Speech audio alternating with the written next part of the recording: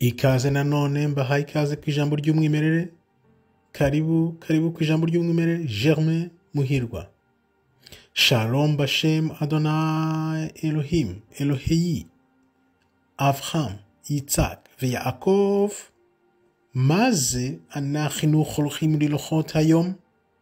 Mbanje kubasuza mu izina ry'Uwiteka Imana ishobora byose, Imana ya Abraham, Isaka na Yakobo.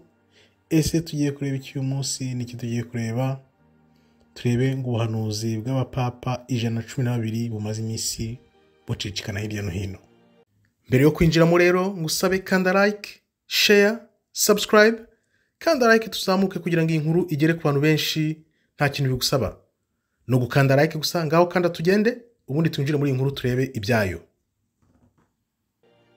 Igishashakirana cyose ikintu gitambuka hirya no hino kuri social media, muri mainstream media, mu bitangazamakuru bikomeye, ibyo bintu byo byitondera.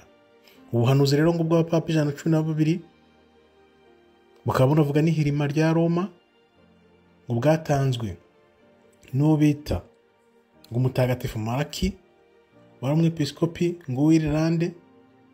Atangaza ko ngo abo bapapa 112 bose ngo bazakurikirana ibizabaranga byose, ngarabihanura neza kugeza kuri Papa Francis, ngavuga ko ari we wa nyuma.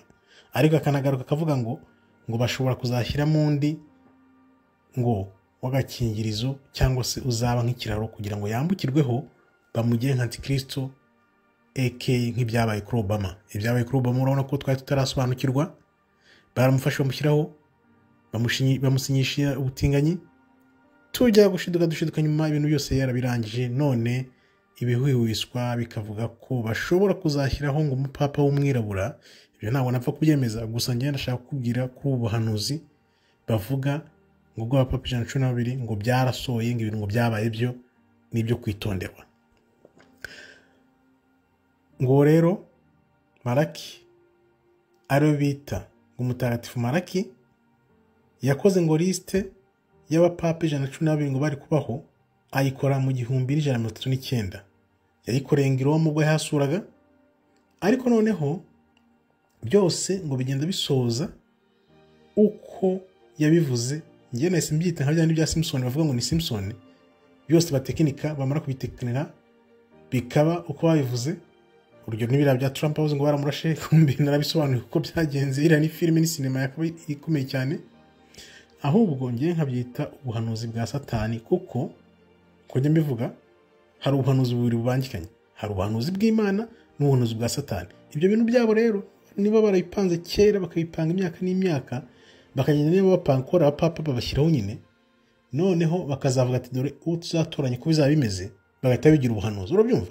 Ni ukuvuga ngo bafata ayo magambo nyine banditse 112 bakayandikaho, bakazareba umuntu uzaza icyo gihe uhuje n'ibyo bintu, bagahita mushyiraho, noneho bagahita bavuga ngo ni ubuhanuzi. Ngiye niko mbifata, ntago nakwemeza ko ari ubuhanuzi. Urugero batanga rero baravuga ngo Papa Pius wa 10 ngo wayoboye mu 1903 kugeza mu 1914, ngo ari umuntu ukomeye cyane, ukunda idini, ufite ubushake n'umuhate wo gukorera ngo idini Gatolika cyane, ngo ibyo bintu ngo byarabaye, ngo yaraje aba umupapa ngo biraba. Nubwo rero bavuga ko Papa Francis yavukiye muri Argentine, benshi bazi ko ari Argentine, ariko ibintu nabitekereje mbona ko abantu Satani afite amayera akomeye cyane. Ubirebye neza wagira ngo no muri Argentine, aho kumbi si umubyara afite inkomoko mu Butaliyani. No kuvuga ngo uriya mupapa nawe Francis ugiye nawe yari umutaliyani. Nubyumva se? Abantu bakuvuga rero ko bamaze kubitahura, bavuga iyo liste yahimbwe mu 1590 kugira ngo ahubwo bijye bibafasha gushyiraho abapapa bimwe nakubwiraga. Urabibona ko ariko bimeze? No kuvuga ngo barabihimba nyine, noneho bagakurikiza ibyo bintu bavuze. Umupapa agomba kuyujuje ibyangombwa, agomba kuyujuje, bakazana umuntu bagahita bihuza n'ubuhanuzi bwabo bwa Satani. Benshi rero bavuga ko Roma ni wa musozi ufite umujyi ufite imisozi 7 uvuga ngo mu byahishuwe. Iyo bigeze mu byahishuwe, mu buhanuzi bw'ibyahishuwe, hari ukuntu Roma bayivuga ko igomba kuzasenyuka, ko ari wa mujyi ufite ya misozi 7.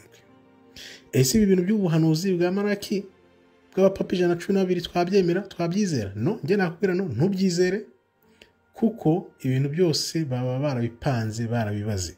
Nuramuka ubonye ikintu kiri gusirikira ahantu cyane, ukabona kiri mu itangazamakuru, ukabona kiri kuri social media kiruzuye, kireze hose kiri gusirikira, ujye umenya ko ibyo bintu bifitemo akaboko ka Satani.